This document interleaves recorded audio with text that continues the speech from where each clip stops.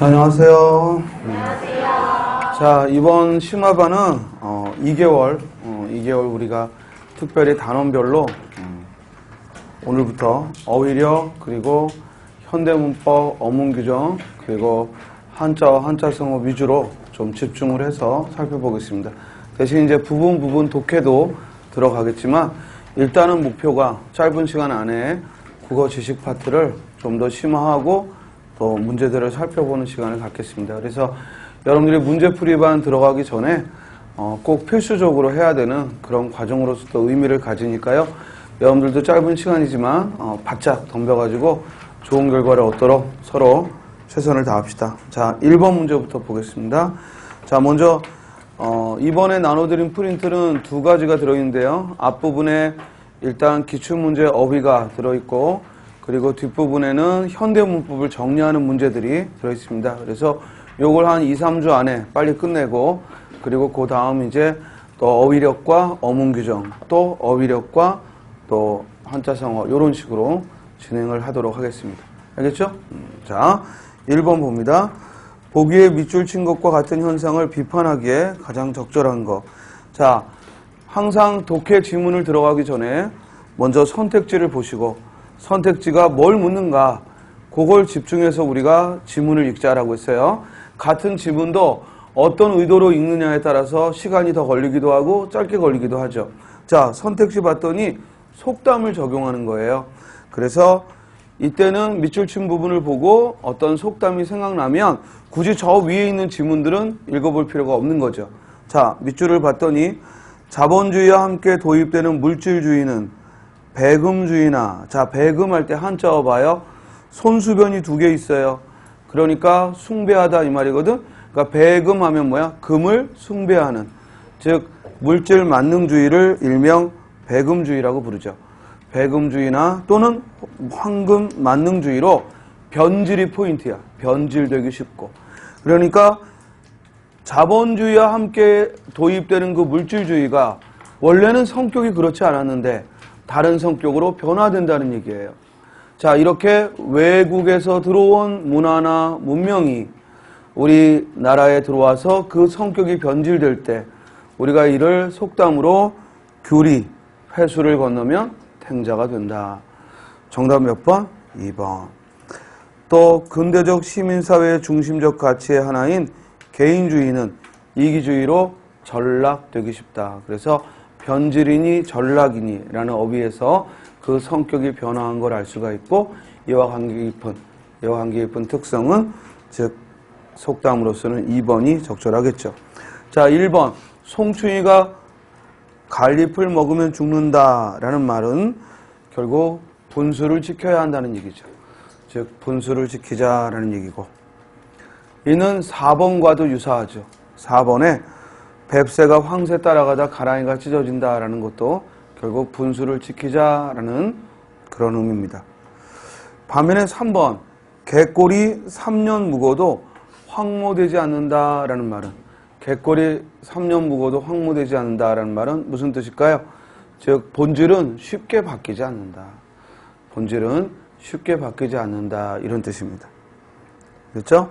자, 본문 잠깐 봅니다. 이 글은 교과서 본문이기 때문에 선생님이 몇 가지 설명을 더 하겠습니다. 근대화라고 불리는 사회의 구조 변화가 충분히 진행되어 있지 않은 상태에서는 상당한 부분의 전통적인 생활 양식들이 아직도 많이 보존되고 있는 상태에서 외래적인 행위 양식도 적지 않게 확산되어 있게 된다. 자, 꽤 긴데 이 긴 문장을 한마디로 줄이면 근대화라고 불리는 사회구조 변화가 충분히 되어 있지 않은 상태를 바로 다음 문장에서 뭐라고 지칭했냐면 중간적 단계라고 그랬어요. 그래서 거기 이와 같은 이라는 접속어가 있고, 이러면 앞에 있는 말을 정리하는 역할을 해요. 그러니까 앞에 내용을 정리해주는 말이 뒤에 문장에 오는 거지. 즉 이와 같은 중간적 단계에서의 문화는, 그러니까 앞에서 이야기한 것이 결국 한마디로 하면 뭐야? 중간적 단계의 문화라는 거야. 이때는 일종의 혼합 문화의 형태를 취하게 된다. 결국 이 단원의 핵심은 즉 이와 같이 근대화가 일어날 때 아직 완전히 섞이지 않은 그런 상태의 중간 단계에서는 혼합 문화의 양상을 띈다라는 거죠. 그리고 그 다음에 또 접속어 뭐나 하냐면 이러한 단계는 뭘 가리켜요? 중간적인 단계 문화적 특징은 즉 생활 형식과 가치관 등에서 계층 간, 세대 간, 도시와 농촌 간 이때의 간은 사이를 의미하기 때문에 모두 띄었었죠. 그래서 격차가 심하고 소위 하면 한자어로 이른바 이런 얘기죠. 소위라는 말은 우리말로 이른바, 품사는 부사죠.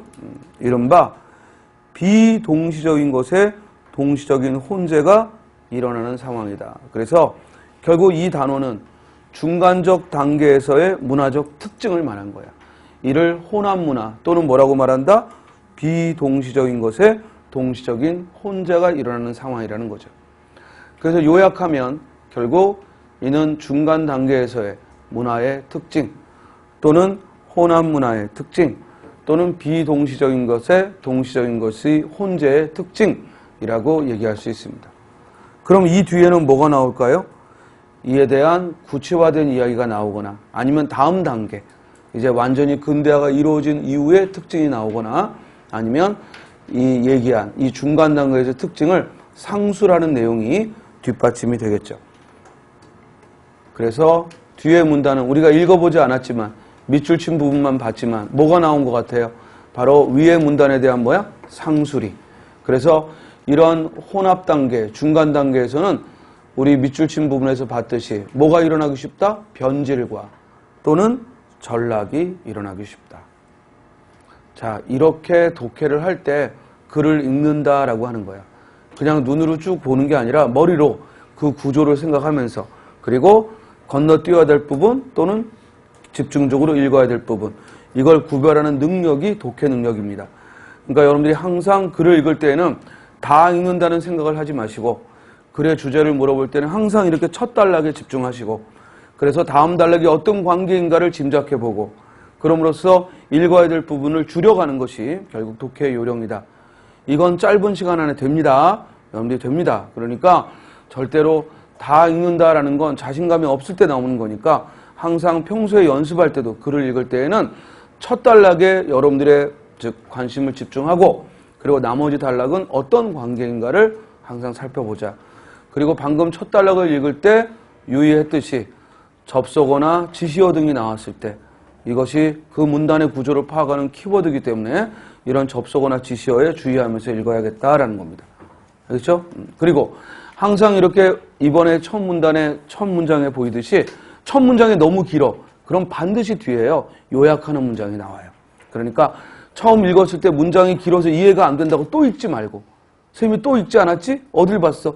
이와 같은 하고 뒤에서 요약하는 문장을 살펴봤어. 오히려 중심되는 문장이 간결하면 그 부분은 한 번, 두 번 더 볼 수 있지만 이렇게 문장이 길어질 때는 그걸 또 보려고 하지 말고요. 그보다는 그걸 요약해주고 있는 것이 뒤에 나온다라는 거 잊지 말고 글을 보기 바랍니다.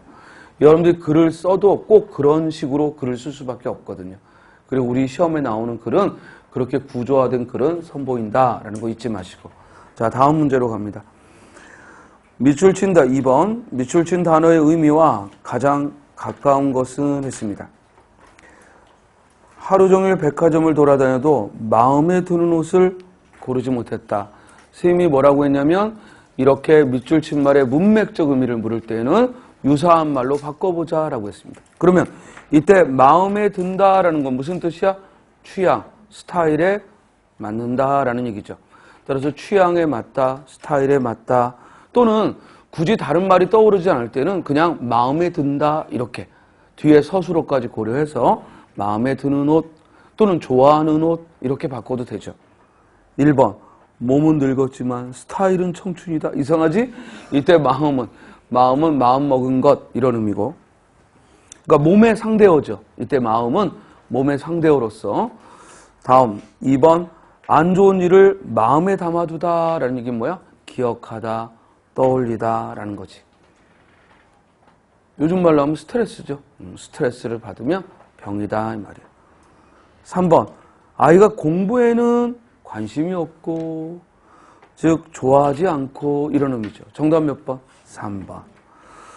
거기 노는 데만 정신이 팔렸다 할 때 노는 데는 대가 의존명사라 띄었죠? 뒤에 보조사로는 판단할 수 없고 일부러 거기 애를 넣어봐. 그러면 노는 데에 정신이 팔리다. 의미 되죠?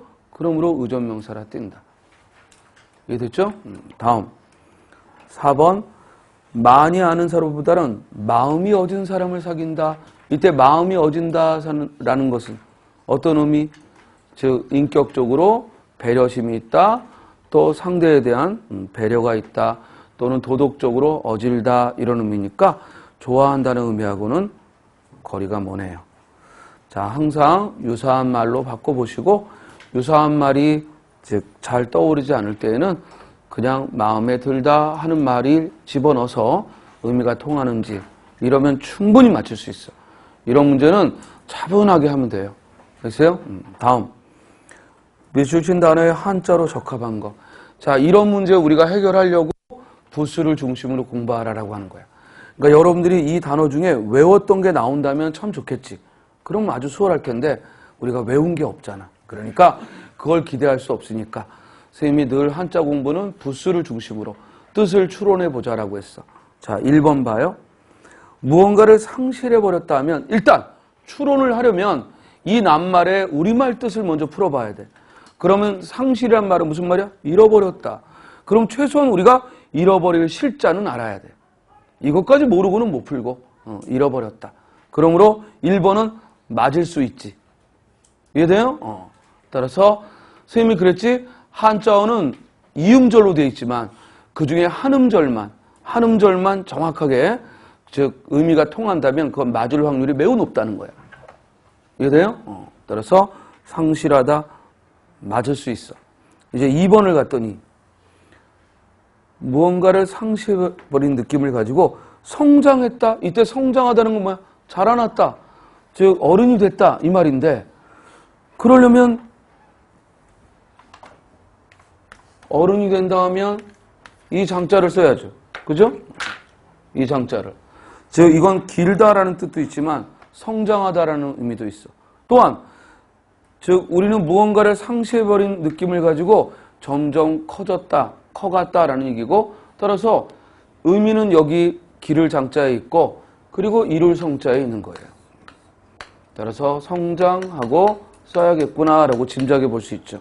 그런데 거기 2번 선택지에 있는 성장은 장자가 들어있나? 우리가 아는 거.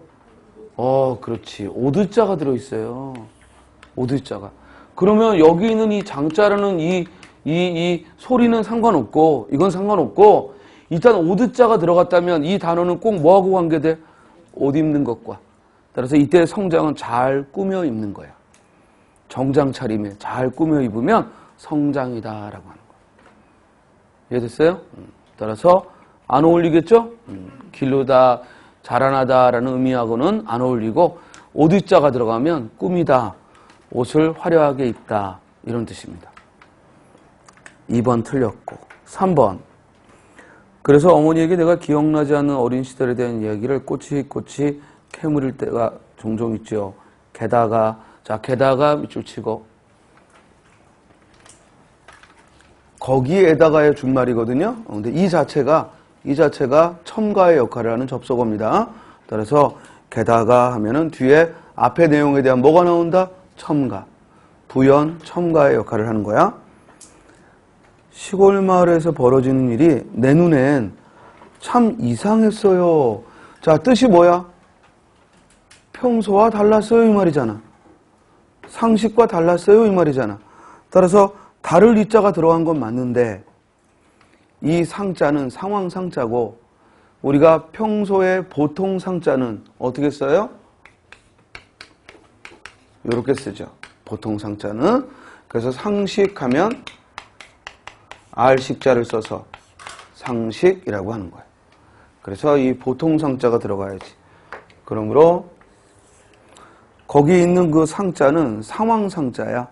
그러니까 어떤 주어진 장면을 말할 때 쓰는 상자고 우리가 평소의 상자는 이렇게 쓰여져 있어. 우리 집당자에 이게 집이거든. 거기 앞에 두건이야. 그러니까 앞치마를 두른 거야. 그러니까 집에서 앞치마를 두르고 있는 거야. 그러니까 일상적인 모습이지. 그래서 보통 상자, 상식 상자예요. 그래서 상식적인 것을 말하지. 그러니까 내 눈에 이상했다 하면은 상식과 다르다. 그러므로 상자가 틀렸죠.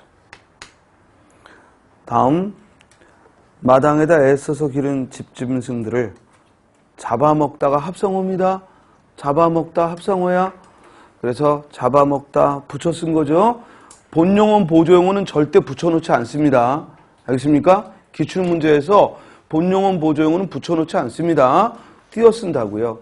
그런데 잡다와 먹다 분명히 있는데 이걸 붙여놨다는 얘기는 보조용어를 붙일 수 있다. 그래서 허용해서 붙인 게 아니라 합성어라는 뜻입니다. 됐습니까? 그래서 잡아먹다 합성어죠. 잡아먹는 것도 이상했고 겨울을 잘 넘기고 해동이 될 때 이때 해동은 무슨 뜻이에요? 겨울을 넘겨 해동이 된다 이 말은 얼었던 게 풀린다라는 얘기야. 그러면 해동의 동자에 겨울 동자가 들어가면 안 되지. 겨울이 풀리는 게 아니라 엉게 풀리는 거야. 그럼 얼었다 하면은 부수 뭐 들어가야 돼? 얼음빙자. 우리 요렇게 하면 물숫자지만 얼음빙자는 뭐야? 요렇게 쓰지. 알겠어요? 그리고 동이라는 발음은 동력동자에 있고요. 그래서 이건 얼동자입니다. 그래서 해동하면 엉것이 풀리다 이런 뜻이죠. 그래서 동자가 틀렸다 하고 찾을 수 있죠. 한자어는요 90%가 이와 같은 형성자야. 형성자라는 건 뭐냐면 뜻을 담당하는 부분 그리고 음을 담당하는 부분. 물론 뜻과 뜻이 만난 회의자도 있지만 대부분이 뜻과 음으로 이루어져 있다고. 그러니까 뜻을 드러내는 부분이 우리가 알아채기 위해 부수를 공부한 거고 그리고 음을 드러내는 부분은 또 부수를 알게 되면 이렇게 음을 또 추리해 볼 수 있죠. 여기서는 동자가 이 동력동자는 뜻하고는 아무 관계가 없는 거예요. 이해돼요? 오로지 발음을 담당하는 거고 이 얼음빙자가 뜻을 담당하는 겁니다. 그래서 해동하면은 엉것이 풀린다. 따라서 정답은 몇 번? 1번. 그렇죠? 그래서 이렇게 추리해서 접근할 수 있으면 여러분들이 다행인데 사실은 이 문제가 여러 개 나온다면 암기도 많이 하라고 선생님이 말하겠지만 나오면 한 문제거든? 이런 문제? 그러니까 이런 문제를 우리가 포기할 수는 없어. 왜냐면 찜찜하거든. 내가 뭔가 모르는 게 있으면 찜찜하기 때문에 공부는 하되 너무 무리하지 마요. 왜냐면 나올 수도 있고 안 나올 수도 있는 유형이야. 한자성어나 속담 이런 건 거의 100%라고 본다면 이런 직접 한자를 물어보는 이렇게 밑줄 친 말에 적합한 것은 이거는 사실은 복불복이야. 나올 때도 있고 안 나올 때도 있어. 대신 우리는 대비를 해야 되니까 공부를 하는데 그래서 여러분들이 추리한다라고 생각하고 접근하라고. 그러면 의외로 쉬운 한자들이 나올 겁니다. 우리가 공부한 거에서 분명히 본 게 나올 겁니다. 그러니까 내가 공부한 것만은 틀리지 않겠다. 알겠죠? 그리고 대부분 한자가 약한 친구들은 한자가 어렵거나 한자를 공부하는데 힘들어서가 아니라 안 본 거야. 자료만 있지 직접 안 봐서 그래. 그러니까 여러분들도 마음 먹고 하면 쉽게 할 수 있습니다. 자, 다음 밑줄 친 부분이 4번 문제. 다음 밑줄 친 부분이 보기의 기업과 가장 유사한 의미로 쓰인 거. 자, 조금 전에 2015년 교육행정지 문제하고 다를 게 뭐 있어? 똑같은 문제야. 선생님이 그랬지? 이렇게 유형이 같다는 조건에서는 기출문제 100% 다시 나온다고. 알겠어요? 대신 지문만 다르고 선택지만 달라질 뿐이지 출제 유형은 똑같아. 국어의 경우는. 7급, 9급 관계없이. 알겠어요? 자, 서로 다른 직면인데도 같은 유형의 문제잖아. 어휘의 문맥적 의미를 묻는 겁니다. 푸는 요령은 똑같죠. 그는 집에 갈 때 자동차를 타지 않고 자동차를 이용하지 않고 걸어서 갔다는 거야.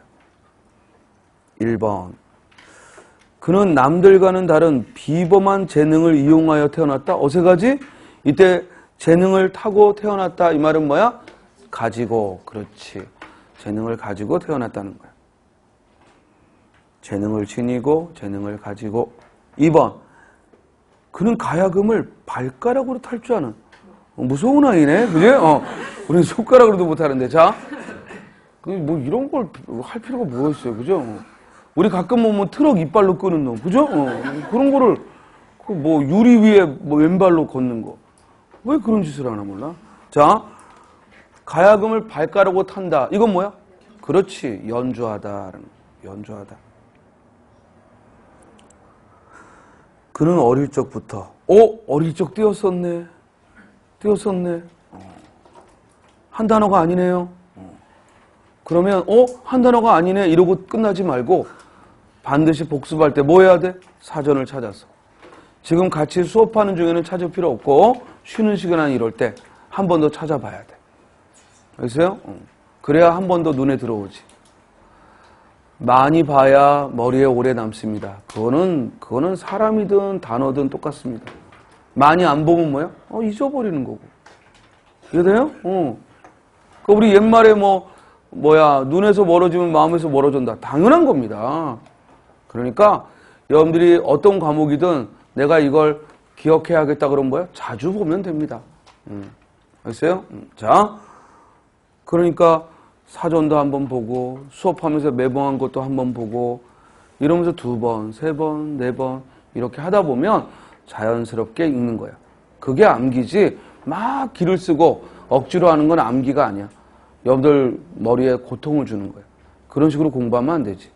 공부는 즐거워야 돼. 자꾸 반복하면서 저절로 머릿속에 들어와야 돼. 자, 어릴 적부터 남들 앞에 서면 부끄러움을 잘 탄다. 이것도 이용한다는 건 아니죠? 무슨 뜻이에요? 부끄러움을 잘 탄다 그러면 이때는 부끄러움을 탄다라는 얘기는 그런 성향이 있다라는 거지. 부끄러움을 잘 탄다라는 말은 부끄러움을 드러내는 성향이 있다. 그런 기질이 있다 이런 뜻이죠. 정답은 몇 번? 4번. 그는 감시가 소홀한 야밤을 이용해 즉 먼 곳으로 간 거죠. 우리 이렇게 야밤을 몰래 이용해서 빠져나가는 걸 한자성어로 뭐라 해?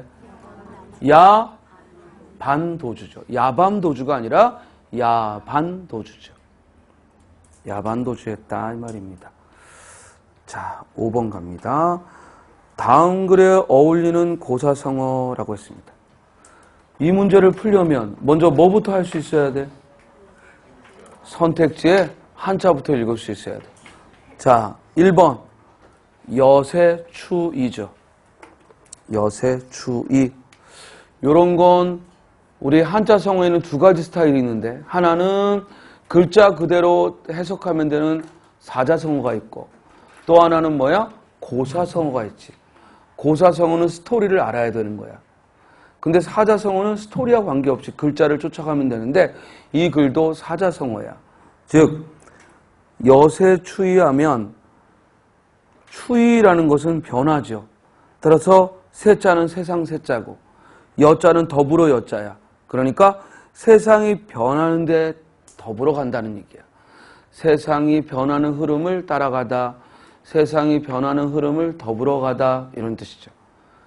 그러니까 쉽게 말하면 시세를 타다 이 말이야. 유행을 타다, 여세추이. 그래서요.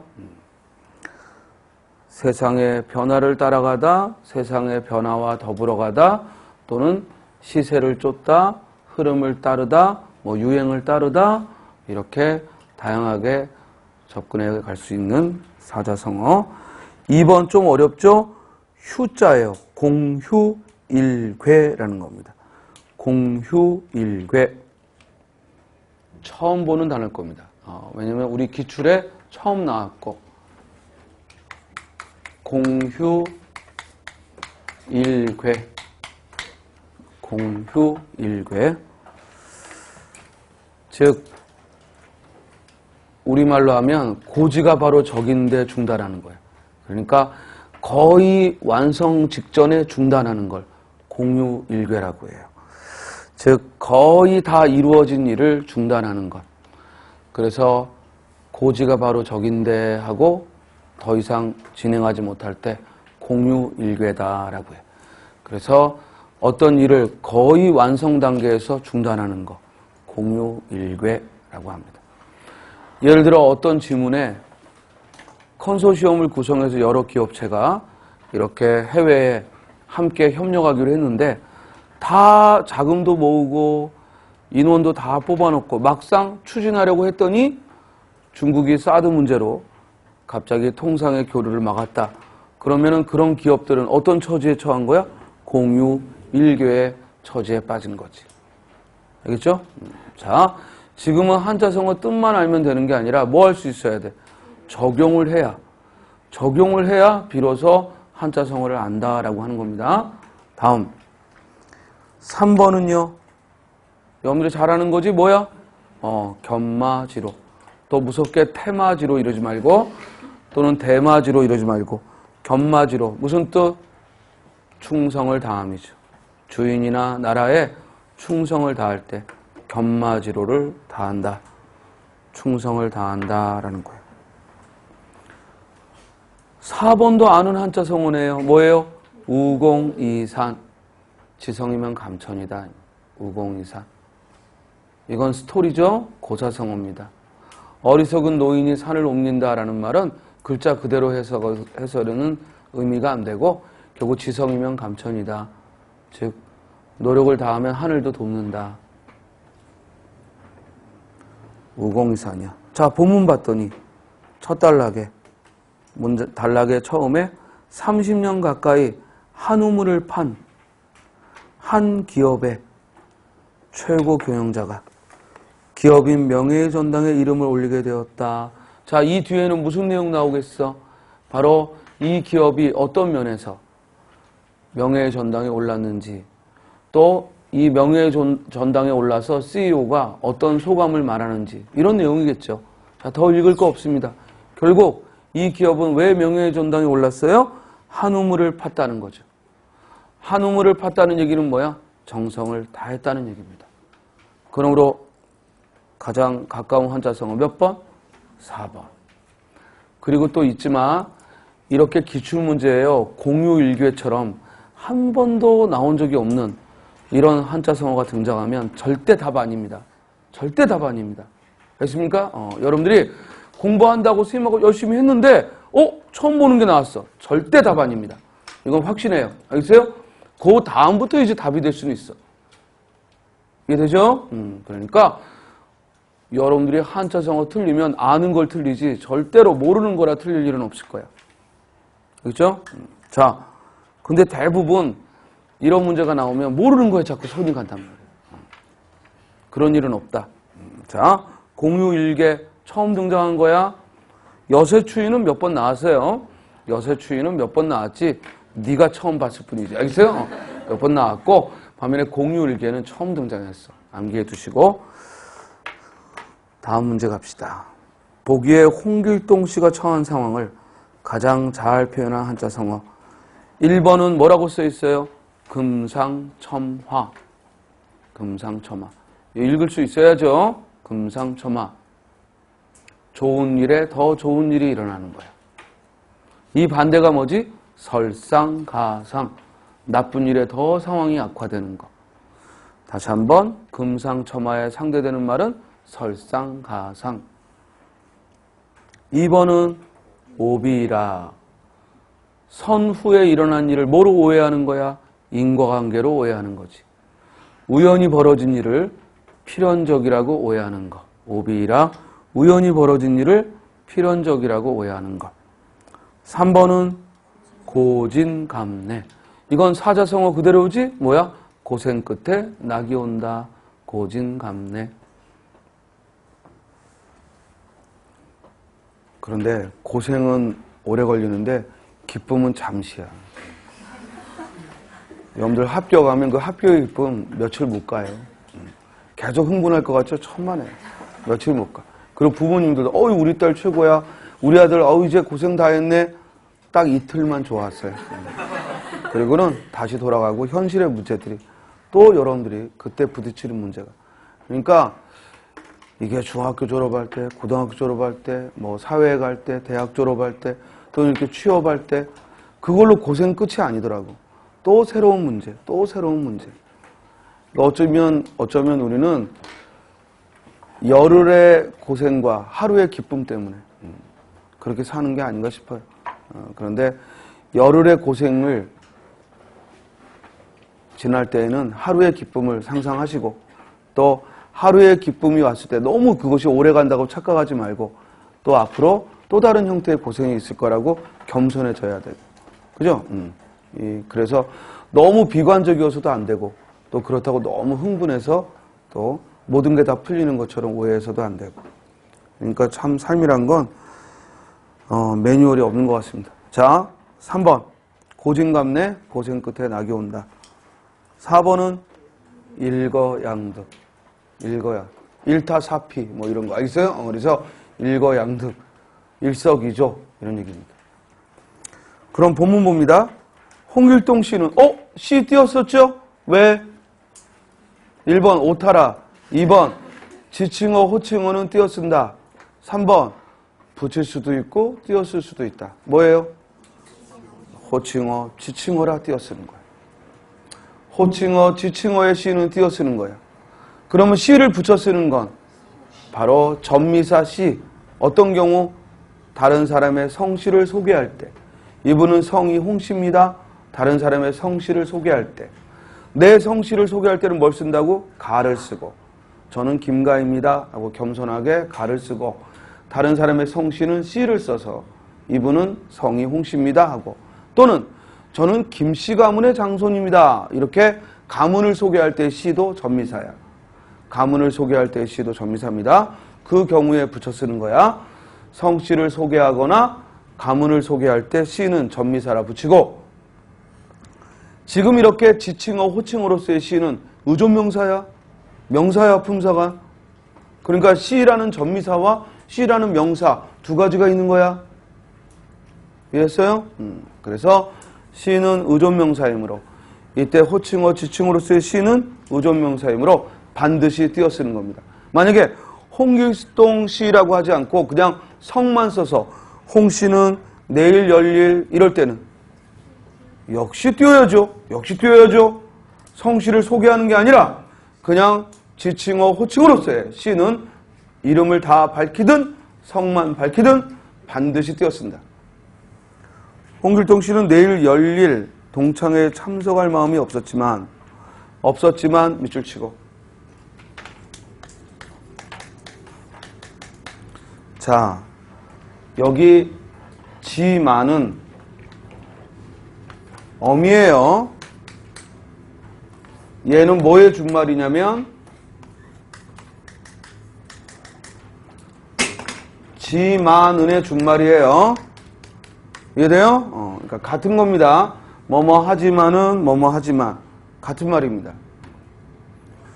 선생님이 이걸 강조하는 이유는 이때 뭐뭐 지만이라는 어미는 지만은을 줄임말인데, 그렇기 때문에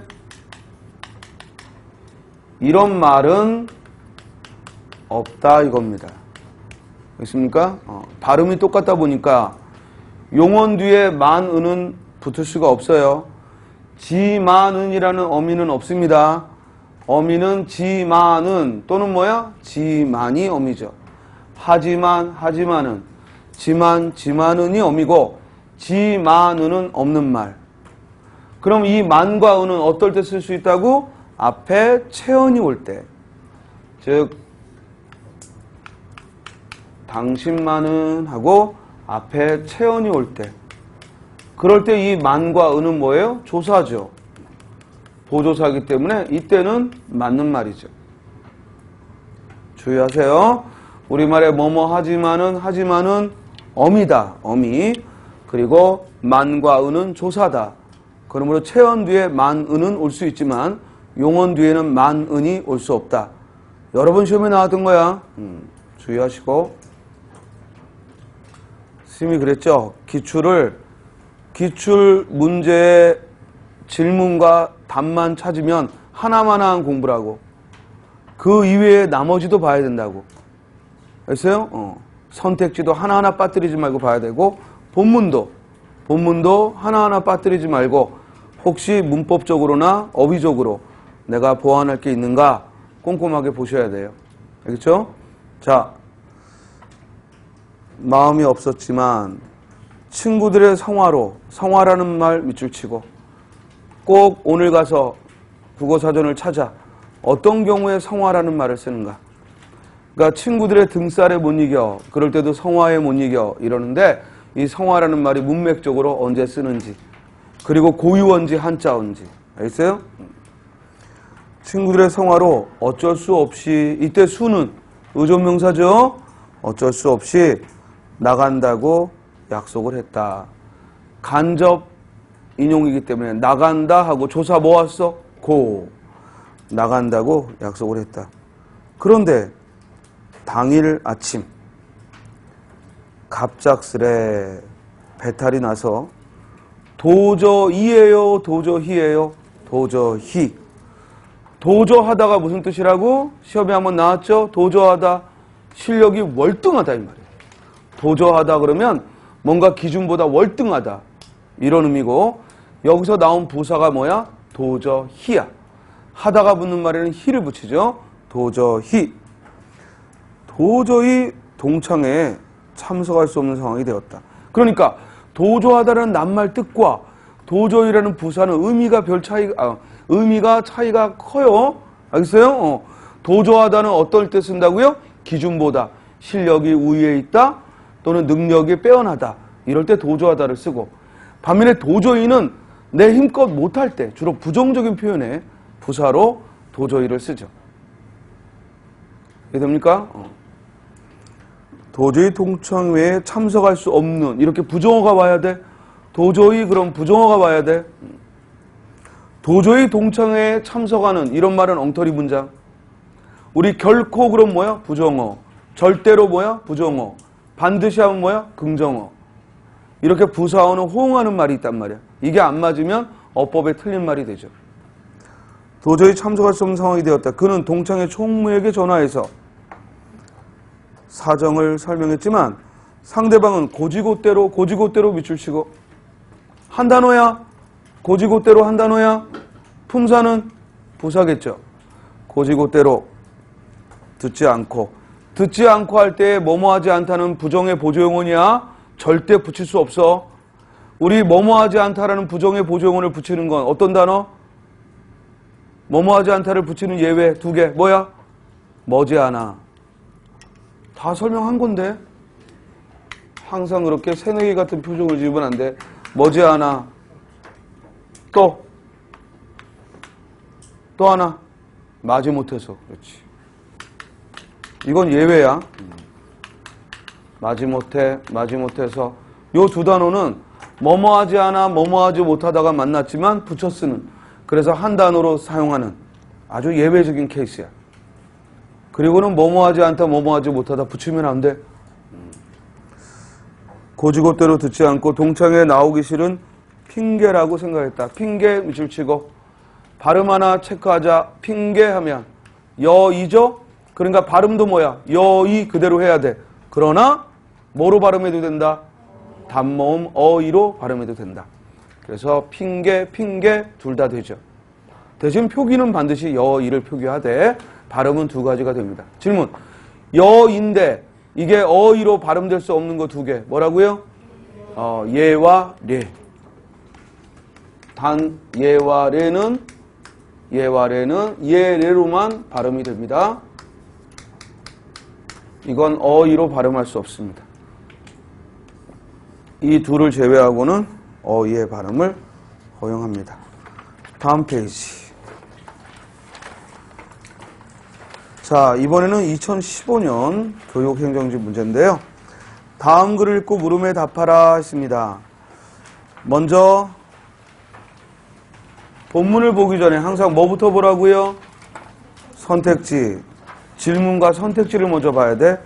윗글의 기억에 대한 이해로 적절한 거. 자, 밑줄이 나가 밑줄이 쳐 있습니다. 그죠? 그럼 여기서 내가 어떤 의미인지는 위에 본문을 읽어가면서 선택지를 체크해야 돼. 그러므로 이건 좀 더 시간이 요하니까, 시간을 요한다는 건 어려운 문제라는 게 아니라 결국 읽어야 되는 것, 그건 시간을 요하는 거야. 근데 그 밑에 보기의 속담 중 윗글의 주제와 관련되는 거, 역시 이 글도 윗글의 주제를 알아야 푸는 거니까 차례대로 하면 되죠. 자, 그러면 첫 단락에 집중하자고. 수호제라는 건 큰형님이, 이때 큰형님은 붙였죠? 왜? 합성어라. 즉 이때 크다는 뭐 키가 크다 이 뜻이 아니라 집안의 백부, 큰형님이다 라는 의미니까 붙였었죠. 큰형님이 그 집에 붙인 이름이다. 나는 처음에 의심하여 말하기를, 나와 굳게 맺어져 있어 서로 떨어질 수 없는 것으로는 나보다 절실한 것이 없으니 비록 지키지 않은들 어디로 갈 것인가, 이상한 이름이다 했다. 자, 여기까지. 나는 큰형님이 붙여준 수호제라는 명칭을 의아해했다는 거야. 왜냐? 수호제가 무슨 뜻이야? 지킬 숫자, 나 오자. 나를 지키는 곳이다. 아니, 나는 항상 나와 함께 있는데 왜 나를 지켜야 한다는 거냐 하고 의아해했다는 거지. 이해됐어요? 따라서 이때 나에 대한 이해로 적절한 걸 물었어요. 그러면 이때 수호제 할 때 나는 어떤 의미로 사용됐다? 여기까지 읽었을 때 나를 지키는 것, 내가 지켜야 하는 것, 이런 의미로 쓰인 거지. 이해돼요? 정답 몇 번? 기억에 대한 이해로 적절한 거. 이는 이 글의 주제와도 관계되죠. 내가 가장 지켜야 될 건 누구라는 거야? 나 자신이라는 거야. 그냥 내 몸이니까 늘 가까이 있다 이게 아니라 수호제라는 명칭에서는 나를 지키는 게 가장 힘들다라고 생각하고 나를 지키는 것. 이걸 공자님은 뭐라고 했냐면요. 신독이라고 했어요.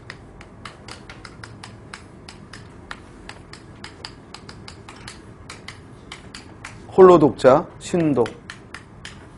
이 신자는 뭐야? 삼갈 신자야. 삼가다. 뭐야? 혼자 있을 때 삼가는 것. 그게 군자다라고 얘기했어. 그러니까 다른 사람 앞에서 예의 바르게 하고, 다른 사람 앞에서 성질 죽이고, 다른 사람 앞에서 착하게 굴고, 이건 오히려 쉬운데 어려운 게 뭐라는 거야? 나를 스스로 혼자 있을 때 삼가는 거. 우리 다른 사람 앞에서는 먹고 싶은 것도 양보할 때가 있고, 그리고 졸려도 참을 때가 있고, 그렇죠?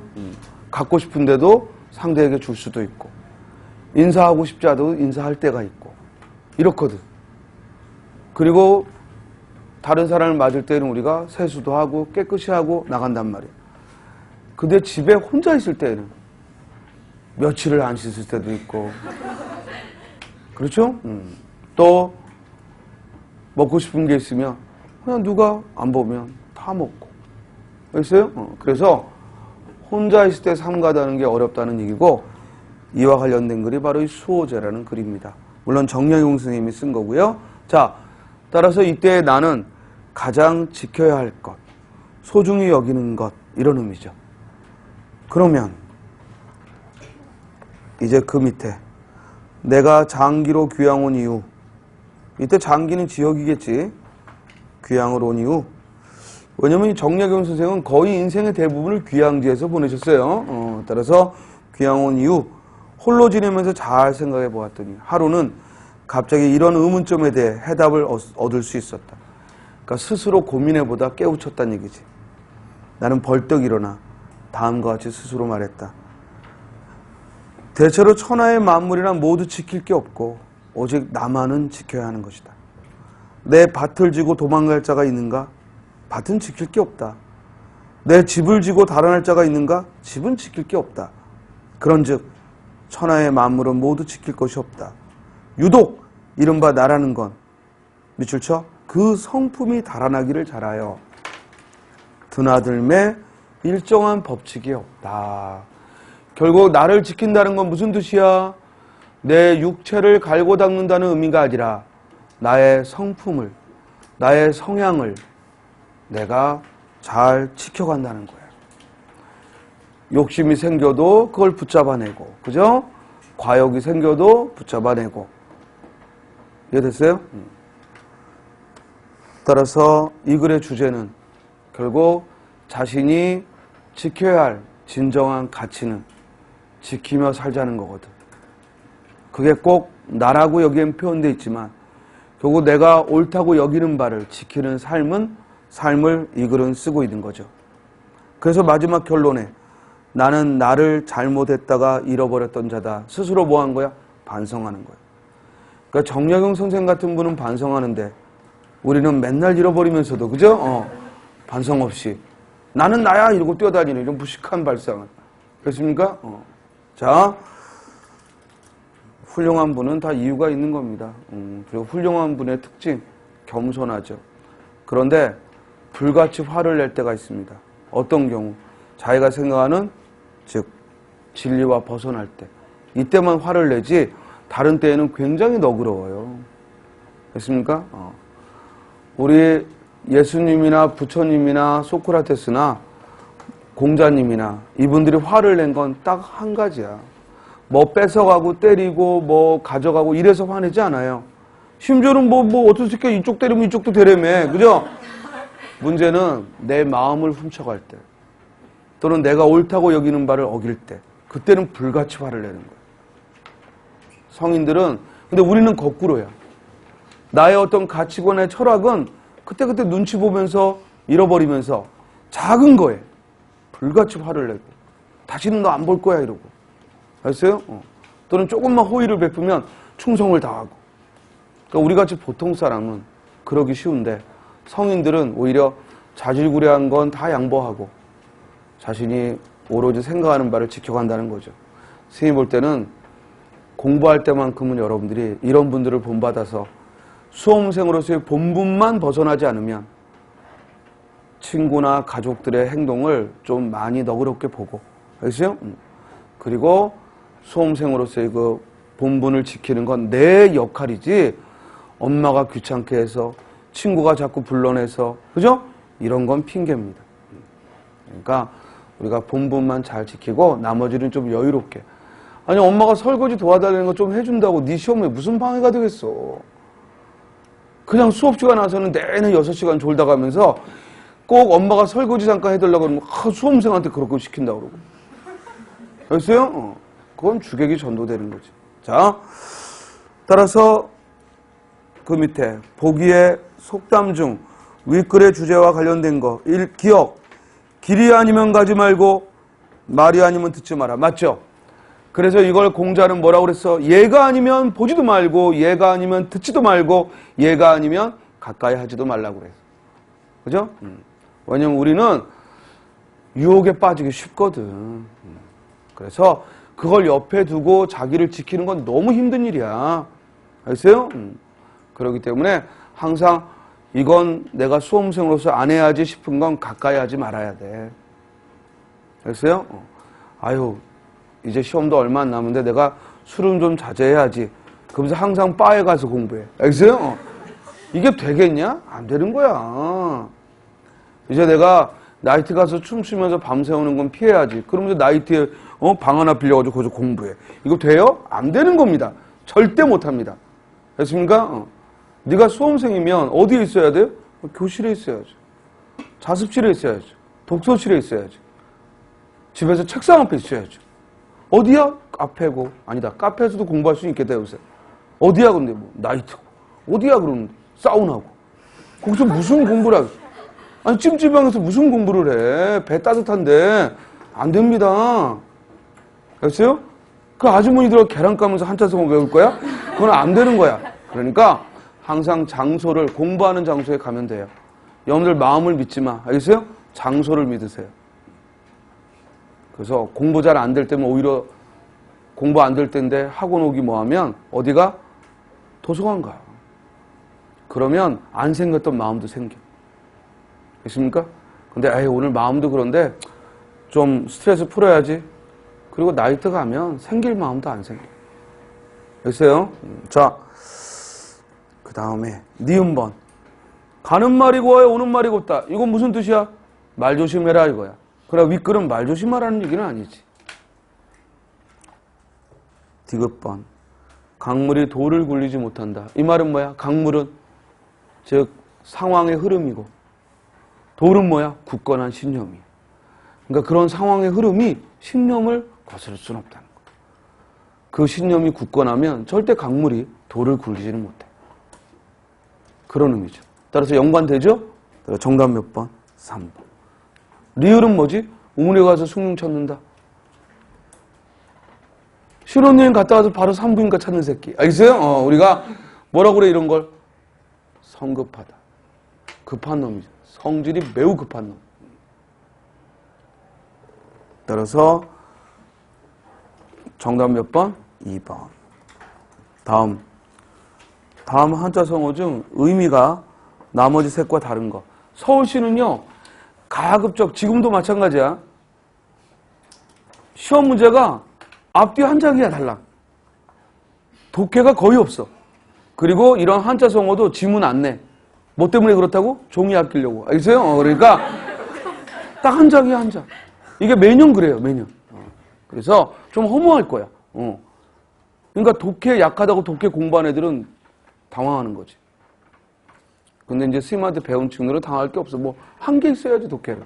알겠어요? 그냥 가서 풀면 돼. 자, 그럼 문제는 이런 문제는 결국 의미가 나머지 셋과 다른 거. 자, 이런 거 해결하려고 우리가 평소에 공부할 때 어떻게 하라고?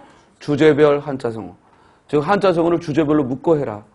효와 관련된 건지 우정과 관련된 건지 아니면 말하지 않고도 통한다는 건지 아니면 고난을 극복하는 건지 아니면 나라 잃은 슬픔을 얘기한 건지. 알겠어요? 선생님 어디에 있습니까? 기본수에 들어있지. 이제는 기본수에 다 들어있지. 예전엔 기본수에 없으니까 선생님이 카페에다 올려놓은 거고 지금 여러분들 가지고 있는 기본수에 다 들어있어. 그러니까 가급적이면. 알겠어요? 주제별로 묶어서 공부하는 거야. 물론 하나하나는 나올 때마다 모르면 찾아봐야지. 기억, 니은 순서로. 그러나 정말 중요한 한자성어는 반드시 주제별로 묶어서 해라. 그래야 이런 문제 빨리빨리 푼다고. 자, 답은 몇 번? 1번. 도청도설. 앞에도 길도자고 세 번째도 길도자야. 차이점이 있다면 앞에 길도자는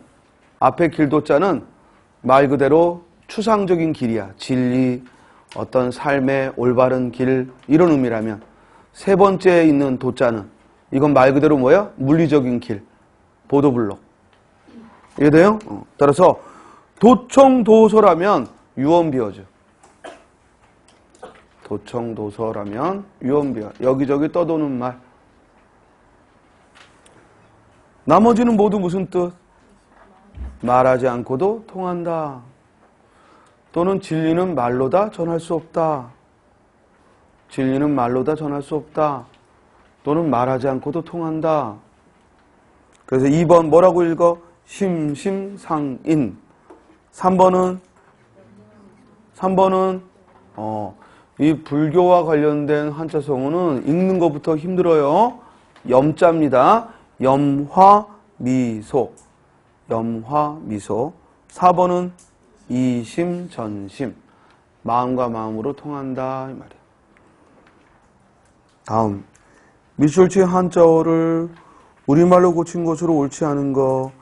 1번 섣부른 예단은. 예단이죠. 금물이다. 이때 예단을 우리말로 지레짐작 맞죠? 지레짐작하는 것은 금물이다. 2번 경제발전의 전력을 경주. 경자는 기울 경자. 주자는 주목할 주자. 그러니까 기울이다. 집중하다. 이런 의미죠. 경주하다 하면은 전력을 기울이다. 전력을 집중하다. 맞습니다. 3번 눈동자가 기쁨으로 충일이죠. 충일. 충자는 충분하다라는 의미고 일자는 물수변 들어갔지? 넘칠 일자야. 그러니까 충분히 차고 넘친다 이 말이야. 따라서 눈동자가 기쁨으로 가득 찼다. 맞죠? 충일, 충일하다. 차고 넘친다 이 말이야. 반면에 4번에 이 서류들을 잘 분류해서 편철해 두어라. 편철. 엮을 편자, 철할 철자. 따라서 편자에 보니까 실사변 들어있네. 따라서 이는 묶어두는 거지. 그냥 놓아두는 게 아니라 뭐야? 잘 묶어서 철하다 이런 뜻이죠. 즉, 이 서류들을 잘 분류해서 정리해서 묶어 철하다 이 말이야. 편철. 뭐 2017년도 서류, 2018년 상반기 서류 이렇게 묶어서. 따라서 편자는 엮을 편자, 묶을 편자, 그리고 철자도 엮을 철자, 묶을 철자. 그래서 둘 다 뭐가 들어가 있어? 실사변이 들어가 있어. 알겠어요? 그러므로 있다, 묶다, 엮이다, 연결하다 이런 뜻이 들어가야지. 뭘 놓다, 두다라는 의미는 아니죠. 정답 몇 번? 4번. 이해했어요? 자, 다음 문제. 밑줄 친 부분을 한자로 올바르게 바꾼 거. 자, 푸는 방법은 동일해. 그리고 기출 보면서 느끼겠지만 주로 이런 문제는 7급에 많이 나요. 예전에는 이게 9급용이었는데 요새는 여러분들이 워낙 한자를 안 하고 있으니까 출제하는 사람들도 이런 유형은 좀 7급에 많고 9급은 조금 복불복이라고 그랬어. 나올 때도 있고 안 나올 때도 있고. 알겠어요? 그러나 우리는 충분히 예상하고 공부를 해야 되니까 하는 거야. 자, 푸는 방법은 동일하지.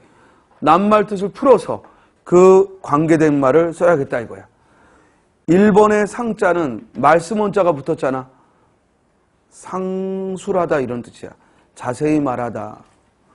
반면에 2번의 상자는 윗상자잖아.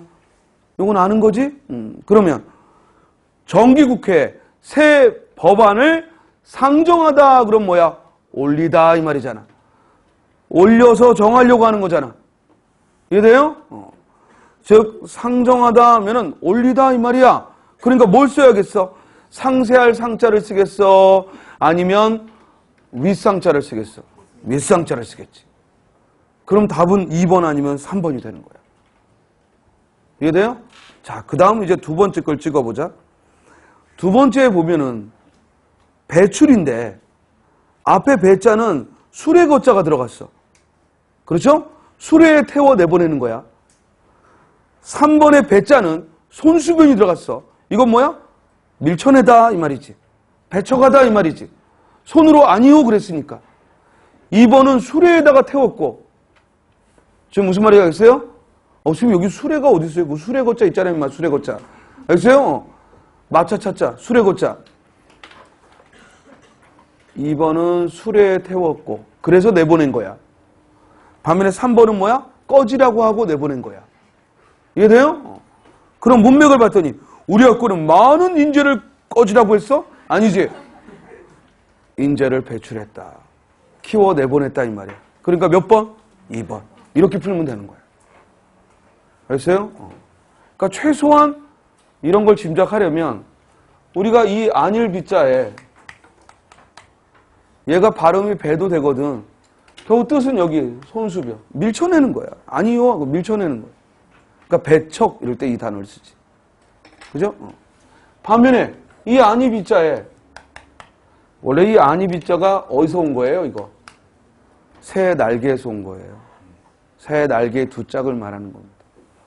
그래서 이 수레 거자가 마차차자가 딱 있어. 그럼 수레에 뭐야? 아닌 거는 버려버리고 되는 건 즉 키워 올리는 거야. 물론 출자는 이제 나갈 출자죠. 그래서 인재를 내보낼 때 뭐라고 하는 거야? 배출. 인재를 내보낼 때 배출이라고 하는 거야. 이해됐죠? 자, 방송을 내보내면 뭐라고 그럴까? 송출. 전파를 보낼 송자를 써서 송출. 다음, 돈 끄집어내면 인출. 알겠어요? 들어있던 걸 끄집어내면 인출. 자, 따라서 정답은 2번이 되겠습니다. 잠깐 쉬었다가 이어하죠.